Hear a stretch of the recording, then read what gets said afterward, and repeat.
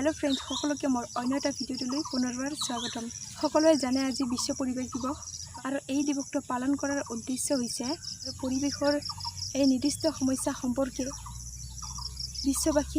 বিশ্ববাসীক সচেতনতা সৃষ্টি কৰাৰ কাৰণে এই বিশ্ব পৰিৱেশ দিৱসটো পালন কৰা হয়। ৰোধ কৰিবলৈ হ'লে আৰু পৰিৱেশৰ সমস্যাৰ পৰা হাত সাৰিবলৈ হ'লে আমি প্ৰথমতে গছ ৰোপণ কৰিব লাগিব, কাৰণ গছ-গছনিৰ পৰাহে আমি পৰিৱেশজনিত সমস্যাৰ পৰা হাত সাৰিব পাৰোঁ আৰু বিভিন্ন ৰোগৰ পৰা আমি মুক্তি পাব পাৰোঁ।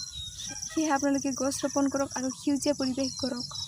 আপোনালোকে যদি গছ ৰোপণ কৰিব নোৱাৰে তেনেহ'লে গছ নাকাটিব, গছক জীয়াই ৰাখক, তেতিয়াহে আমাৰ পৃথিৱীখন জীয়াই থাকিব।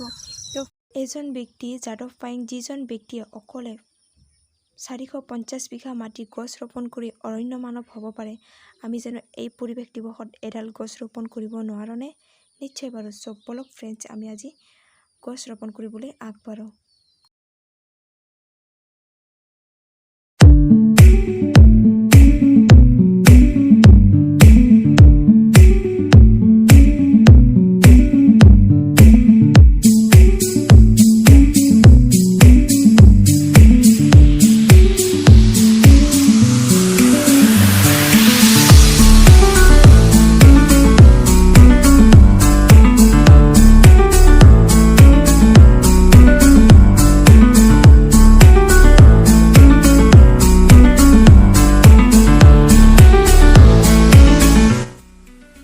আৰু এয়া মোৰ ভতিজা আৰু মই গছ ৰোপণ কৰিবৰ কাৰণে ওলালোঁ।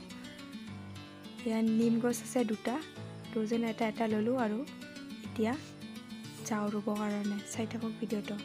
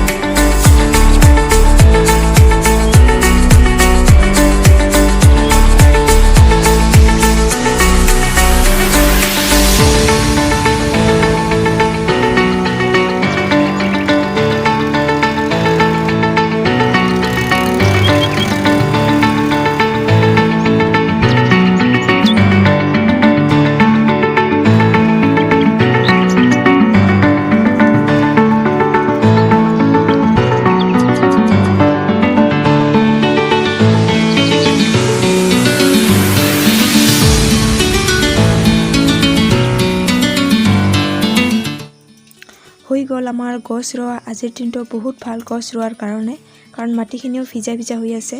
সেইকাৰণে সোনকালে গছডাল যি পাই উঠিব বুলি আশা কৰি আছোঁ। তো ফ্ৰেণ্ডছ, সকলোৱে গছ ৰোৱক, সেউজীয়া পৰিৱেশ কৰক আৰু সুস্থ থাকক। তো ফ্ৰেণ্ডছ, আজিৰ ভিডিঅ' এইখিনিয়ে। যদি ভিডিঅ'টো ভাল লাগিছে লাইক, কমেণ্ট, শ্বেয়াৰ আৰু ছাবস্ক্ৰাইব কৰিবলৈ নাপাহৰিব।